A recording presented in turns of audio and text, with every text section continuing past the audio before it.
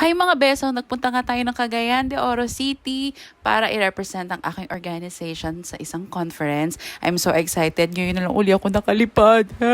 Pagkababa mo na Laguindingan Airport, halos 1 hour pa going to CDO, kaya napagod kami at nag-dinner na lang kami dito sa Dear Manok. Siyempre, ang makakain mo dyan ay manok. Ano pa ba mga be? So gutom na talaga ako niyan.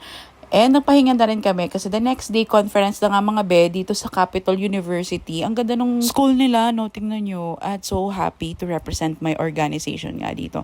So after the conference, pinuntahan namin itong Bowerbird. Nakita ko siya sa Instagram. Sobrang excited ako dito. Nag-try kami ng kanilang matcha latte. And for dinner, kumain kami dito sa Al Kuwait para matry namin yung pater o pastil.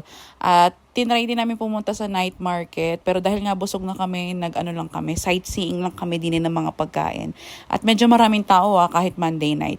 So the next day, nag-museum hopping naman tayo after ng conference. First dito sa Capital University na museum, yung 3 museums of culture. Next dito sa City Museum ng CDO. Ang ganda mga be kasi nasa loob siya ng isang water tank. Diba? Nakaka-amaze.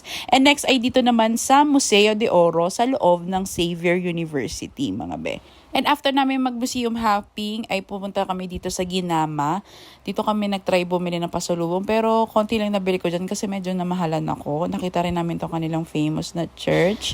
And sa Limcat Kai Mall na lang kami namili. Mas maraming mura sa grocery nila. So for dinner, kumain kami dito sa Red Tail. Highly recommended din to ng mga friends. At ang sarap ng seafood nila mga be. So para tapusin ng gabi ay nandito kami sa Top View Resto Bar. Sa taas lang to ng hotel namin.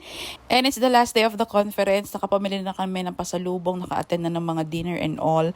Kaya naman dito kami sa Cagayan Town Center. Tinaring namin tong Sky Bar. Dito lang kami nag-last kwentuhan kasi naging close ko talaga yung mga nakasama ko dito.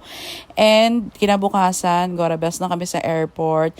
And dumaan muna kami dito sa Opal Boulevard. Ang ganda ng view dito.